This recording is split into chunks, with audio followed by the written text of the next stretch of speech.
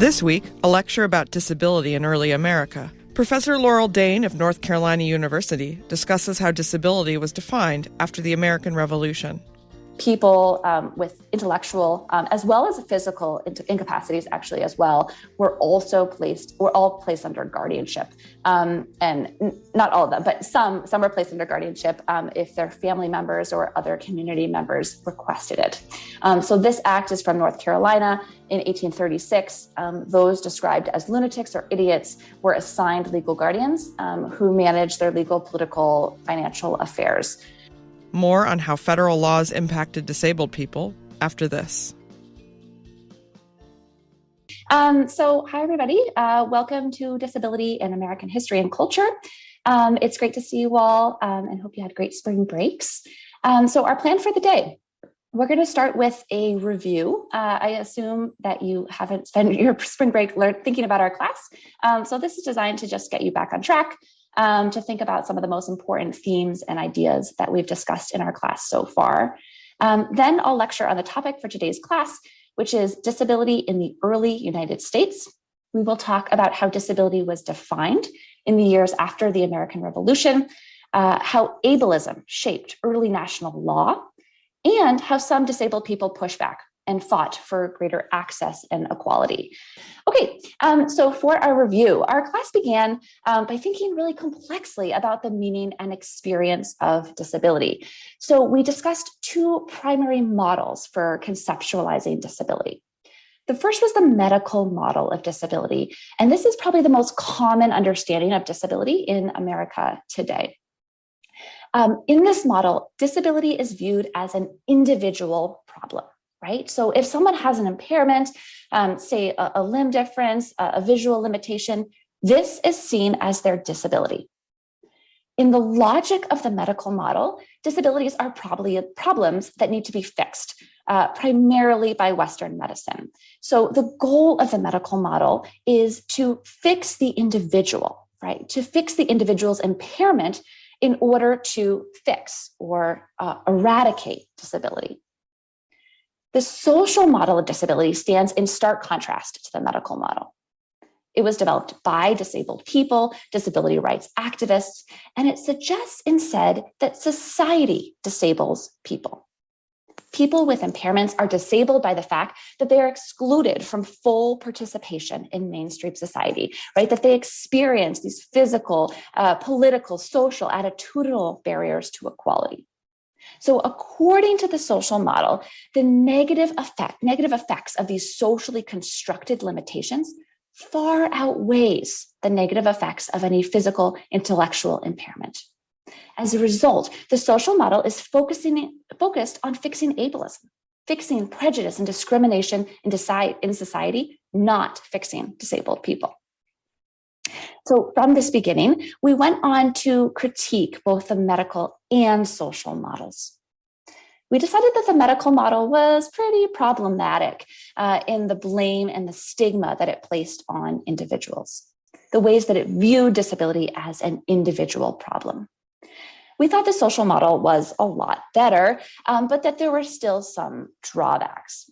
And this primary drawback was rooted to the social model's glossing over, or maybe even a denial of the real physical, intellectual, sensory mobility limitations that people experience.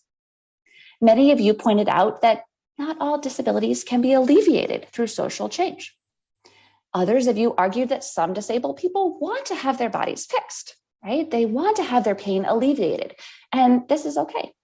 So as a class, we decided that combating ableist prejudice and discrimination does not have to mean a rejection of medicine.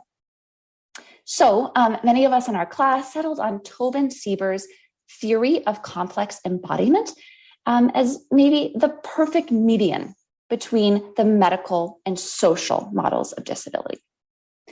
Siebers argues that disability is produced both by social barriers and by physical and intellectual limitations. So it's not one or the other, it's both. Moreover, Siebers argues that separating the disabilities that arise from the body and those that arise from society is pretty futile. These factors are inextricably linked. So both body limitations and social barriers work together to construct disability. At the same time, we developed this really deep and complex understanding of disability. We also thought a lot about ability, able-bodiedness, able-mindedness. Many of you were quick to realize that a preference for ability, a strong desire for health and capacity, a celebration of able-bodiedness and able-mindedness, this pervades our lives. We are constantly encouraged to be as smart, as healthy as we can be. Friends and family members are celebrated when they overcome or persevere past their disabilities. And in our own university, we see perfection and achievement valorized. The preference for able-bodiedness and able-mindedness is really all around us.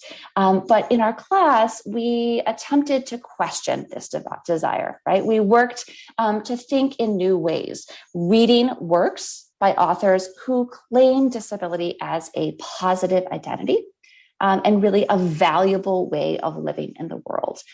So we read authors who pushed back and resisted this impulse to prioritize ability in their lives. In thinking about ability and disability, we also always endeavored to think intersectionally, right? So we discussed how the category of disability is deeply entwined with other social categories like race, gender, class, sexual orientation. We also discussed how ableism, prejudice against disability, maybe even described as a preference for able-bodiedness, how ableism is deeply entwined with racism, with sexism, with classism, with other systems of inequality. In fact, in our class, we discussed how disability often lays at the root of these other forms of prejudice. So for example, many white Americans in the antebellum period viewed Black people as physically and intellectually incapable of citizenship. White antebellum Americans viewed Black people as essentially disabled, and they used this to justify their political, social, economic inequality. By noticing these intersections between disability, race, class, gender, sexual orientation, other forms of oppression, we realized that combating ableism requires also combating sexism, racism, and other forms of oppression. So from this really rich and complicated understanding of ability and disability, we moved to the study of American history. And we brought these ideas to this study. A few weeks ago, we began at the moment of contact between Native peoples and European colonists, and we moved chronologically right up to the American Revolution, where our class will begin today. In our class before spring break, I asked you to think about some of the most important takeaways from your study of disability in colonial America. So I said, what conclusions can we draw about disability during the colonial period? Here's what you said. This is from Isabel. In colonial America, we saw instances of ableism that served as the foundation of society's current understanding and association of those with disabilities. At the same time, we also saw exceptions to ableism and ways that able-bodied people and those with disabilities easily lived in harmony through a modicum of accommodation without fear of isolation and discrimination. And from Grace, disability in the colonial period was determined on one's ability to work.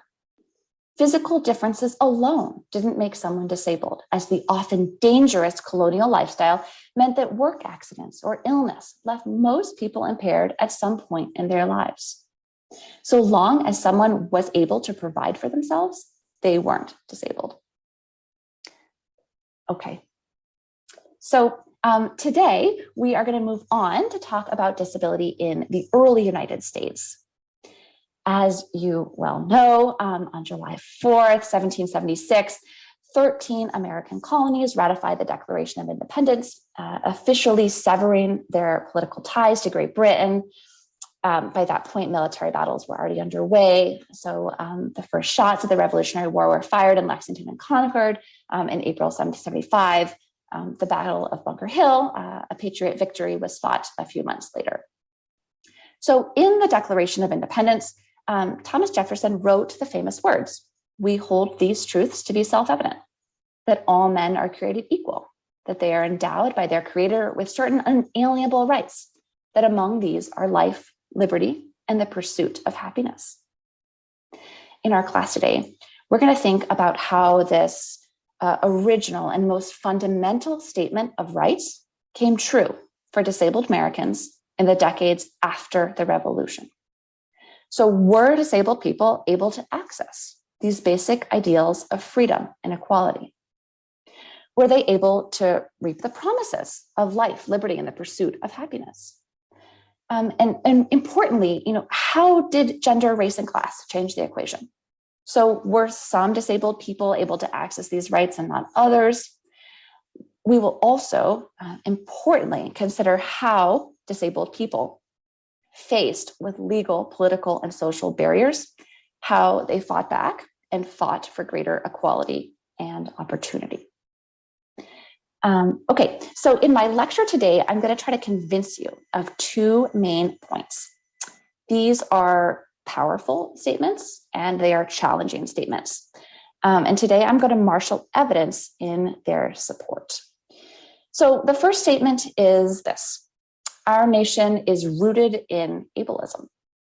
In the early United States, disability served as a rationale for exclusion from the privileges and obligations of citizenship.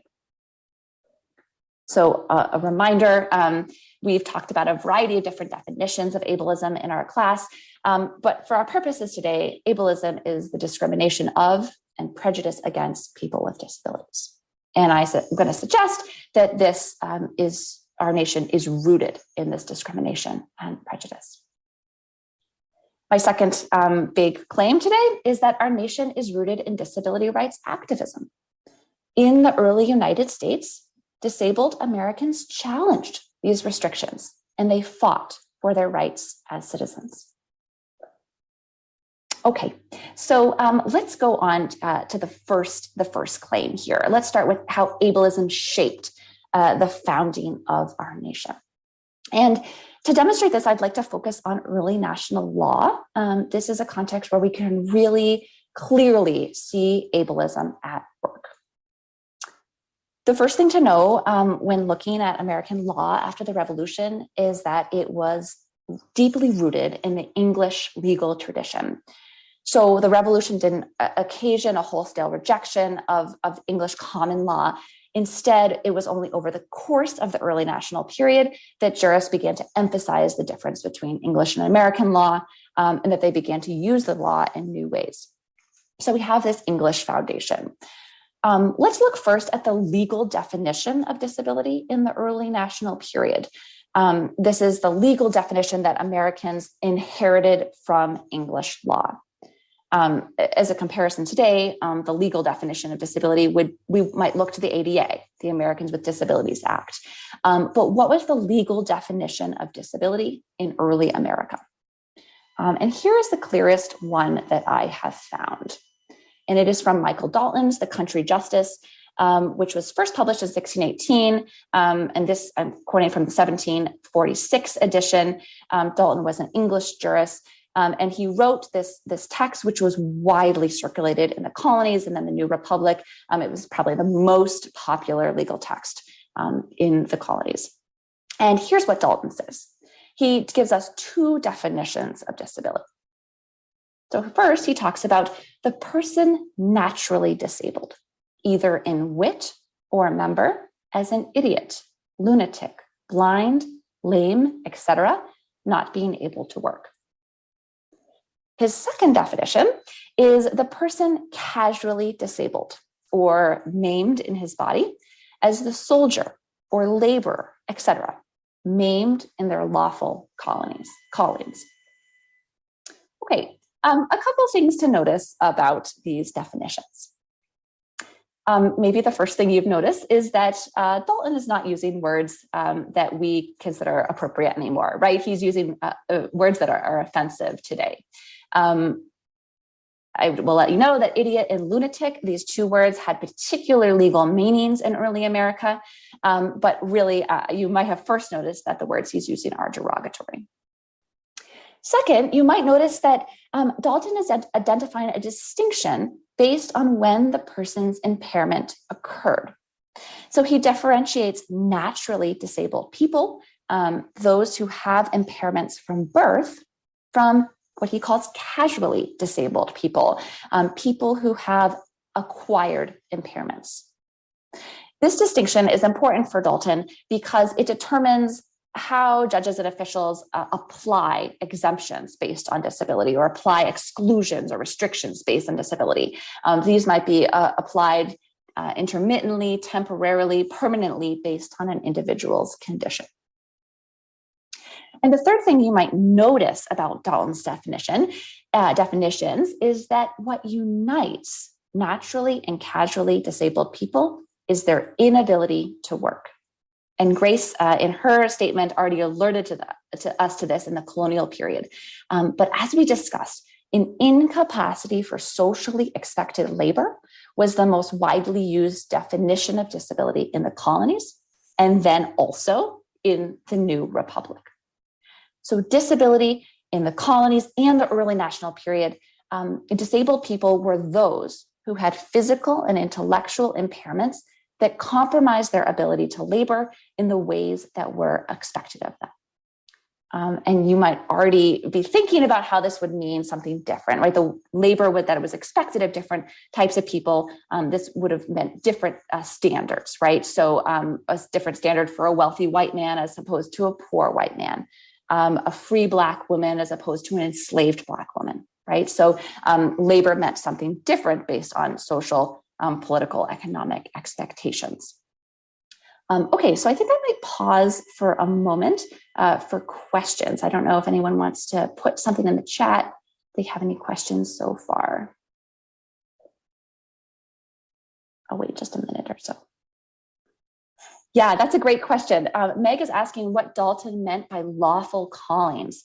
This is a great question. So he means the mode of employment, right? Their occupation, right? So and he may have referred to guild work, right? Which is work that your family kind of is part of trade work over many generations. But really, I think he just means the employment that was expected of this person. But excellent question.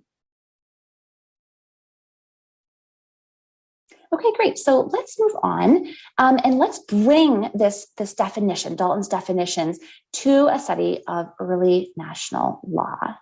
Okay, we're going to move on. So again, my goal, I'm going to move this, hold on a second. Perfect, great.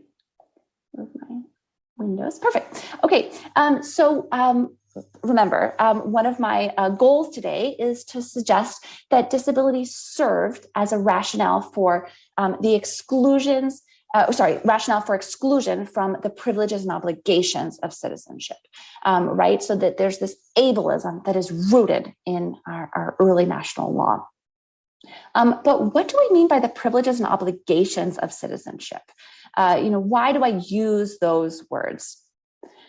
Well, we don't think about this too often in our everyday lives, but citizenship actually entails both duties that we have to the state and protections or rights that we receive from the state.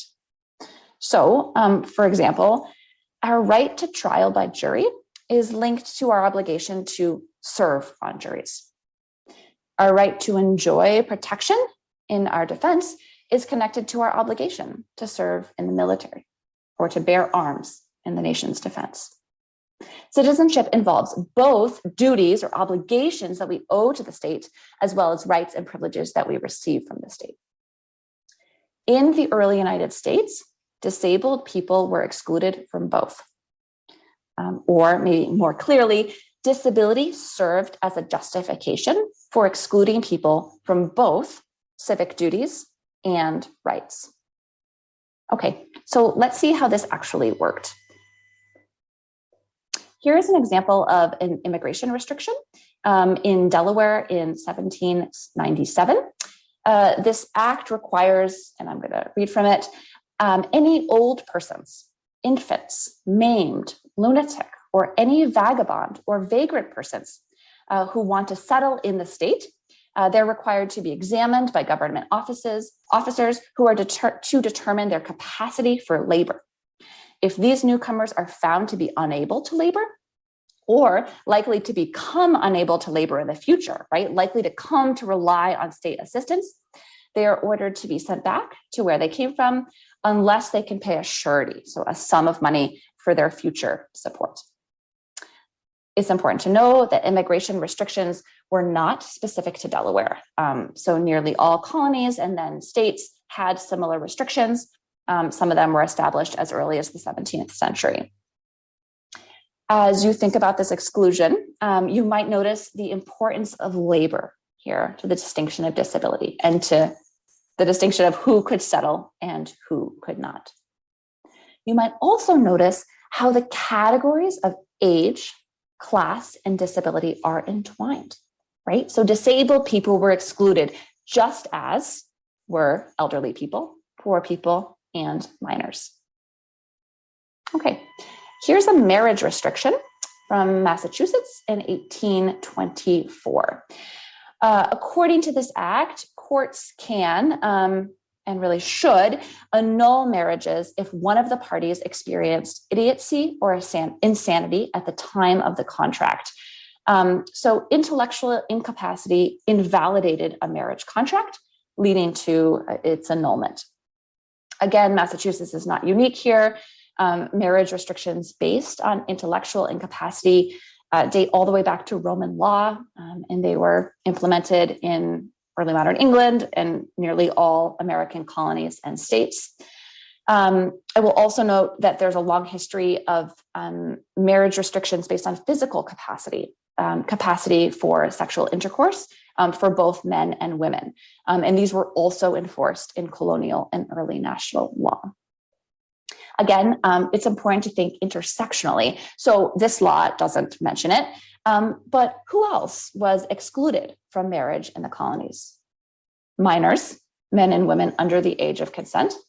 Also enslaved people were prohibited from marriage, right? So we're seeing the ways that disability, the category of disability, can intersect with categories of race, free slave status, as well as age. So here's a voting exclusion from Virginia in 1830. The amended Constitution of Virginia excluded people of unsound mind from voting. Again, Virginia is not unique. Nearly all colonies and states excluded people deemed to be intellectually incompetent from suffrage. Important, again, to think intersectionally, right? Who else is excluded from voting?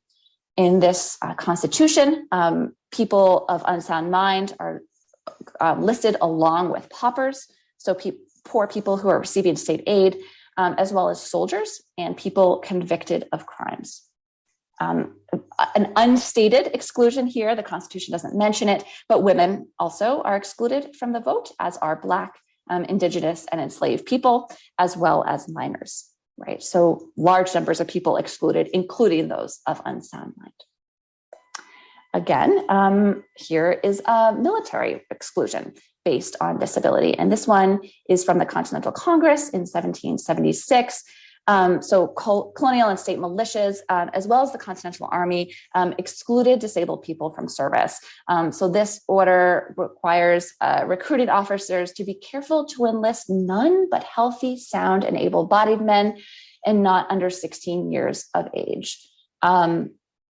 In addition, women and free and enslaved Black men were excluded from the Army or the Continental Army, and the latter until Washington was persuaded to retract their formal exemption a few years later because of dire military consequences. But race, gender, and disability all are rationales for exclusion from the Army. And guardianship. So you may be a little bit familiar with guardianship based on Britney Spears' recent court case. But basically, guardianship is a total loss of legal, political, economic rights because of intellectual incapacity. So in early America, people with intellectual as well as physical incapacities, actually as well, were all placed under guardianship, and not all of them, but some were placed under guardianship if their family members or other community members requested it. So this act is from North Carolina in 1836. Those described as lunatics or idiots were assigned legal guardians who managed their legal, political, financial affairs. People under guardianship have almost no legal rights outside their ability to contest their guardianship. And this is actually quite debated in the early national period of whether you could contest to be released from guardianship. Again, guardianship is not limited to North Carolina. It was also not limited to those deemed to be intellectually or physically incapable. Minors were under the guardianship of their parents and caregivers. Married women were under the guardianship of their husbands. And in the early national period in many states, especially in the South, free Black men and women were legally required to have white male guardians. So guardianship, again, extends beyond disability to include age, gender, and race. These are just a few of the restrictions and exclusions that disabled people faced in the decades after the Revolution. Other restrictions include settlement in a town, being able to testify in court, being able to sue, hold public office, your ability to pay taxes. For enslaved people, also the ability to be manumitted, rested on their capacity. Of course, I can't cover all those now, but the last one I do want to talk about is confinement. So all of the restrictions that I've described to you so far were actually also enacted in early modern England and the American colonies. These were all restrictions already in place at the time of the American Revolution, and that early national Americans simply continued. However, in the decades after the Revolution, some of these exclusions based on disability also intensified. And you read about this a bit in your reading for today, but our nation is a republic, which means that it relies on citizens being able to make reasoned political decisions. It also relies on the physical labor of inhabitants to make the nation productive, economically viable. As a result, in the early national period, disability and disabled people became intensely threatening. These were people whose bodies and minds seemed to be fundamentally unfit for citizenship, right? The fact that disabled people could not work, in the language of the law, seemed to threaten the entire national experiment. So in the years after the Revolution, disability became especially threatening, resulting in the tightening of restrictions. Excuse me. So this tightening is most clearly seen in the impulse to confine and institutionalize disabled people. The act seen on the right-hand side of your screen is from Massachusetts in 1797. It orders lunatic people and those so furiously mad as to render them dangerous to this peace and safety of the good people to be confined in town or county jails and almshouses. So many people were confined in the next few decades that the state established a lunatic hospital in Worcester in 1830. By 1836, there was kind of so many people here that the state orders idiot and lunatic or insane persons, including those who are not furiously mad, to the institution. So these latter individuals did not threaten harm in any way, but they, again, alongside those furiously mad from previously, they were all required to report to Worcester. Again, Massachusetts isn't unique here. So nearly all states established asylums and institutions for disabled people in the mid-19th century. Other institutions were established too. Schools and asylums for those described as blind, deaf, and dumb, as well as sort of those with intellectual impairments were established. Also, institutions for people convicted of crimes, right? More prisons were built, as well as more almshouses, those for those who are poor or who receive state aid. And we're going to talk more on Thursday in this class about this impulse, this institution building impulse in the early national period, and this desire to fix or treat disability in conjunction with other seeming social problems. Okay, I might pause just for 1 minute or two for some more questions. I don't know if anyone has anything burning here. Okay, great. Let's keep going then. The final part of my lecture today is focused on how disabled people resisted. So remember, I argued that our nation is rooted in ableism, but I also suggested that it is rooted in disability rights activism.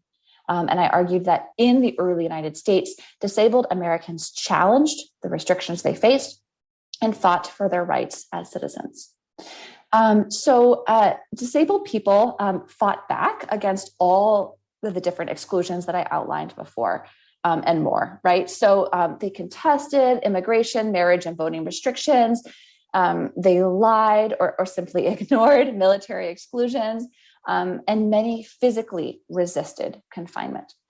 So in a whole host of ways, people challenged restrictions based on disability and advocated for their rights as citizens. Today, I want to show you how this worked in one small case, in one small community. So this is just one individual person and her story of resistance.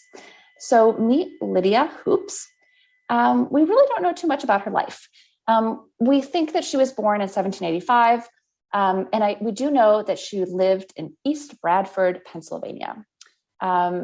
In 1810, the population of East Bradford was about 1,000 people. So this is a really small, tight-knit community.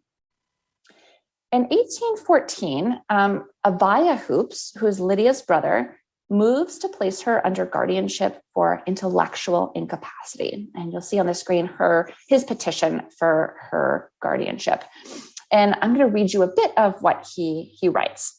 So he writes to the judge of the Court of the Common Pleas and says, "For the space of 3 years past, Lydia has been deprived of the exercise of her rational faculties and understanding so as to be altogether incapable of governing and protecting herself or managing her affairs." Abaya went on to give a few examples of Lydia's inabilities. He says, "She frequently discourses in a wild, incoherent manner, alarming her friends without cause and denying that her brothers are such, and that the house she now lives in is not the house she was born in, although it is a fact that she was born in the house that she now lives in." He also suggests that she frequently tears and destroys her clothes without cause. So after this initial letter, this initial assessment of her incapacities, the court orders an inquisition to evaluate her ability. So the local sheriff summons 17, what he describes as good and lawful men, to evaluate her abilities. These men meet with Lydia. We don't exactly know where, but maybe her house or maybe a local tavern or inn. And they ask her a bunch of questions, right? They ask her, we don't know exactly what they asked her, but it could be about the names, for example, of her family members and neighbors. It might have been about her property, right? The land that she owns, the money that she owns. They might have asked her to complete simple tasks like counting to 10, writing her own name. The men soon found Lydia to be of unsound mind. And so the court placed her under the guardianship of her brother, Abaya. So under guardianship, Lydia lost all her legal, political, economic rights as a single woman. So she couldn't use the money she had to her own name, buy or sell property, make contracts, sue, testify in court. She really lost some of the most basic rights of citizenship. And in fact, one of the only rights that she did retain is her ability to contest her guardianship. And so she did. In 1824, Lydia sent a petition to the Court of Common Pleas asking to be released from guardianship. In her letter to the court, she argued that she was now restored to her reason and soundness of mind, and she attached 3 different testimonials from neighbors and townspeople. And these people confirmed that Lydia was fully and completely in her senses, that she was as capable of taking care of her person and estate as she ever was. That was someone writing. So the court launched a major investigation. They heard testimony from at least 24 men and women in the small community of East Bradford. These men and women came to court and testified about Lydia's abilities. Their testimonies were extraordinarily detailed. They recalled past interactions with Lydia, their observations of her before, during her guardianship. These testimonials, they describe her clothing, her conduct, her conversation, her manners, and always, their perceptions of her ability to manage herself and manage the money and the land that she owns. Residents were very divided on her case. So some argued that she should be released from guardianship. So I have one example from Amos Worthington. I'm just going to read it to you. Her conduct and conversation has been much the same as any other person in the ordinary walks of life, so much so that if he, this is Amos, had not heard that she was once of unsound mind, he should not have supposed that she ever was. Other residents were a little bit less favorable, right? So they suggested that Lydia's mind still continued to be weak or not right. Mary Kennard, for instance, explained that Lydia's whole conversation appeared light and trivial, totally different from what it was when I first knew her. Her conversation was not that of a rational person, Kennard concluded. So after this detailed investigation, the court decided that Lydia was still of unsound mind, and they decided that she was unfit for independence. And so she petitioned again. 2 years later, she writes a second letter to the Court of Common Pleas. And this letter is quite amazing. She describes herself as grievously vexed and disquieted. She argued that at the said time of taking the said inquisition, she was not of unsound mind. So she disagreed with the original Inquisition's finding. She argued that she never was, I'm quoting here, before or after taking the said inquisition, nor is she now, by reason of any unsoundness of mind, incapable of managing herself and her estate. She is capable of the government of herself, she declared. And this time the court approved her request. We don't know what made them change their mind. The court file, it doesn't contain any new testimonials from townspeople or relatives, but Lydia obtained release from guardianship, as well as greater legal, political, and economic freedom. So I've concluded our lecture today with Lydia's case because I really think it exemplifies those two big points that I wanted to share with you today. First, our nation is rooted in ableism. Right? In the early United States, disability served as a rationale for exclusion from the privileges and obligations of citizenship. And finally, our nation is rooted in disability rights activism. In addition to ableism, we have this history of disability rights activism. In the early United States, disabled Americans challenged these restrictions and fought for their rights as citizens. Okay, I'll stop here again for any other questions if you want to put them in the chat. And no pressure. Yeah, so Meg is asking, were guardians usually family members? They were. They could also be members of the town. So sometimes community members, say like local officials, would place someone under guardianship. But primarily guardians were family members or close friends, neighbors. Absolutely. Yeah, great question. Okay, great. Well, thank you so much, everybody. Excellent job today, and I will see you back here on Thursday. Thanks again. Thanks for listening to C-SPAN's Lectures in History podcast. If you're interested in hearing more history, check out our podcast, First Ladies, in Their Own Words. Using material from C-SPAN's award-winning biography series, First Ladies, and source material from C-SPAN's video library, you'll listen to first spouses addressing issues important to them and the country. The program includes 8 modern First Ladies, from Lady Bird Johnson to Melania Trump. First Ladies, in their own words, wherever you get your podcasts.